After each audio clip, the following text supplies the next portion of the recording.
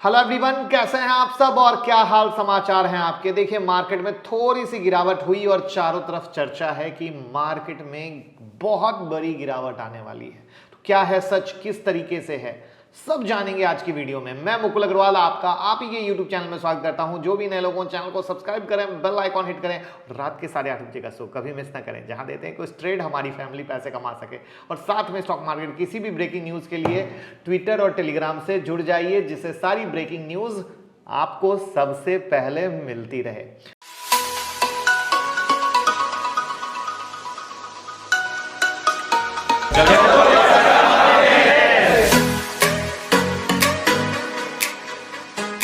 तो जैसा कि मार्केट में थोड़ी सी गिरावट हुई है और चारों तरफ गिरावट की चर्चा, तो इसमें हम क्या करते हैं, सबसे पहले हम बात करते हैं कि मार्केट क्यों गिर रहा है। फिर हम जानेंगे कि नेक्स्ट वीक आरबीआई क्या करने वाली है, जिसके बारे में बात चल रही है। फिर जानेंगे कौन कह रहे हैं ऐसा कि अक्टूबर में क्रैश होने वाला है। यानी हर एक एस्पेक्ट्स को कवर करने की कोशिश करेंगे और साथ में लास्ट में करेंगे मेरी बात, जिससे मुझे क्या लगता है, राइट। तो पहले शुरू करते हैं, स्टॉक मार्केट क्यों गिर रहा है।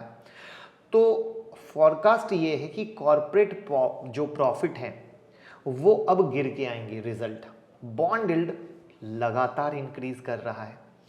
जो फेड का बॉन्ड परचेज प्रोग्राम था उसकी टैपरिंग बहुत जल्दी होने वाली है।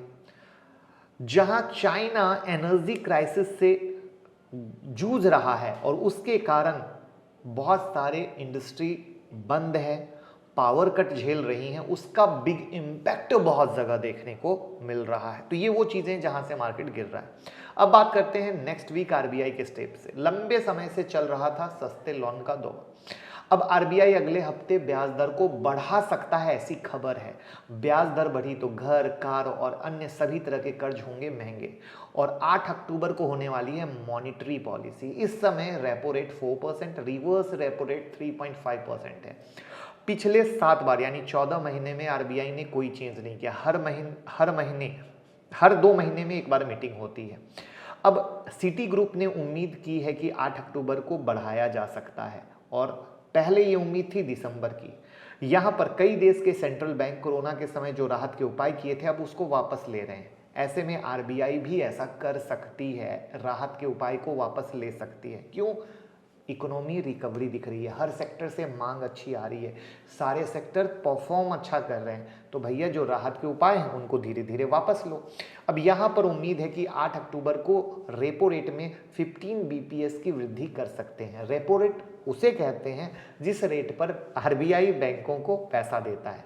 तो यानी पैसे की वजह से स्टॉक मार्केट में तेजी बनी हुई थी, लेकिन अब ये संकेत मिलने से गिरावट दिख रही है कि ब्याज दरें ऊपर जा रही हैं। तो ये वो जो है न्यूज जिसके आधार पर आरबीआई के साइड की कहानी हो गई।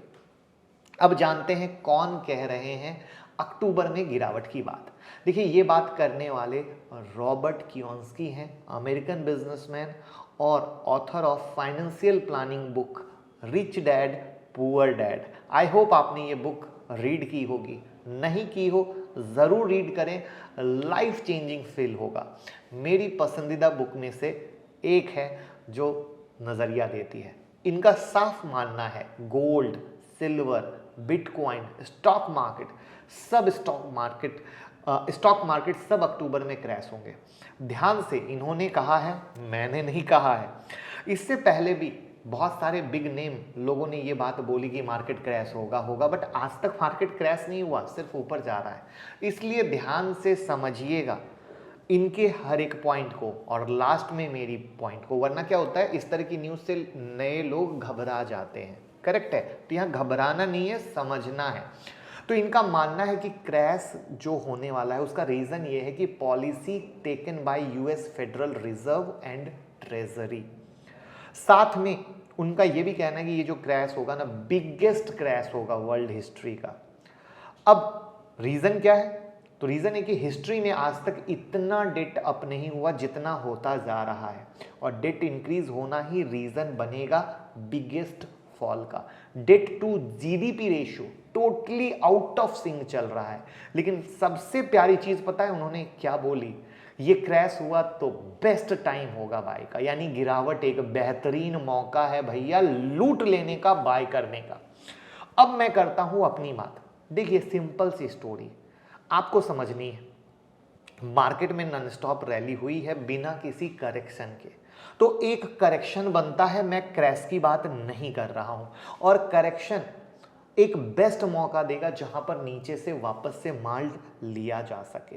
लेकिन अब जो लोग नीचे से माल होल्ड करके बैठे हैं वो ये बताएं कि अगर माल बेच दिया तो क्या वापस से आप ले पाएंगे? क्योंकि मैक्सिमम लोग डाउन आते ही तो डरने लगते हैं और डर के मारे ले नहीं पाएंगे।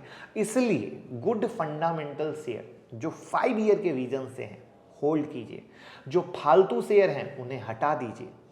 देखिए ये जरूर है जो मैं लगातार कह रहा हूं, निफ्टी में 18,000 का रेजिस्टेंस बना हुआ है, तो टेक्निकली भी लेवल है, मार्केट में सिनारियो भी एक करेक्शन का बन रहा है। लेकिन हमें अपनी लिस्ट रेडी रखनी चाहिए मार्केट की गिरावट में शॉपिंग करने की, जिससे हम वापस से खरीद सकें। प्लस जो लोग नीचे के भाव से पकड़ के बैठे हैं वो बस एक सवाल अपने मन में पूछ लीजिए कि मैंने अगर बेच दिया और मार्केट में छोटी मोटी करेक्शन कुछ भी हुआ तो क्या वापस से खरीद पाओगे? क्योंकि ये सबसे टफेस्ट जॉब होता है वापस से ले पाना। एक्सपर्ट के लिए ये बहुत आसान होता है क्योंकि वो तुरंत खरीदते हैं, तुरंत बेच लेते हैं, कई सारी चीजें करते हैं क्योंकि वो इमोशनल नहीं होते। लेकिन रिटेल वालों के लिए ये सबसे मुश्किल और सबसे टफेस्ट जॉब होता है। तो मेरी नज़र में ये चीज़ थी। Plus small cap mid cap की जो बम्पर रैली हुई है वहाँ पर बहुत सारे कमज़ोर स्टॉक भी दौड़े हैं। तो प्लीज़ अब कमज़ोर स्टॉक कोई भी आपके पोर्टफोलियो के हों उनका भी प्रॉफिट बुक कर लीजिए और उनको तो अपने पोर्टफोलियो से सबसे पहले निकाल दीजिए। चाहे मार्केट गिरे नहीं गिरे उससे कोई फ़र्क नहीं पड़ता है, लेकिन उनको ज़रूर निकाल दीजिए और अब अपने पोर्टफोलियो में सिर्फ अच्छे रखिए जिससे आप संतुलित रह सकें। और मार्केट जब गिरे तो, अगर गिरे तो, ये ज़्यादा सही वर्ड होगा, अगर गिरे तो आप एवरेज कर पाएंगे या जिनके पास माल नहीं है वो खरीद पाएंगे। तो मेरी नज़र में मैंने आपका डर भी दूर कर दिया, समझा भी दिया, मार्केट के हर एक एंगल को भी कवर कर दिया जिससे आपका प्रॉस्पेक्ट क्लियर हो जाए। अगर कुछ बच गया हो तो कमेंट बॉक्स में ज़रूर बता दीजिएगा आपकी क्वेरी, तो मैं अगले वीडियो में कवर करने की कोशिश करूंगा। और अगर आपको बात समझ में आई हो तो बहुत सारे लोग परेशान हैं, जैसे आप हमारी फैमिली हो, आपकी फैमिली से भी कई लोग परेशान हैं। तो ट्विटर, टेलीग्राम, व्हाट्सएप ग्रुप में अगर आप शेयर करेंगे तो मैक्सिमम लोगों तक बात जाएगी, आपको भी दुआएं मिलेंगी, हमें भी दुआएं मिलेंगी। तो बस ऐसे ही लाइक कमेंट शेयर करते रहिए क्योंकि शेयरिंग है caring. Thank you so much.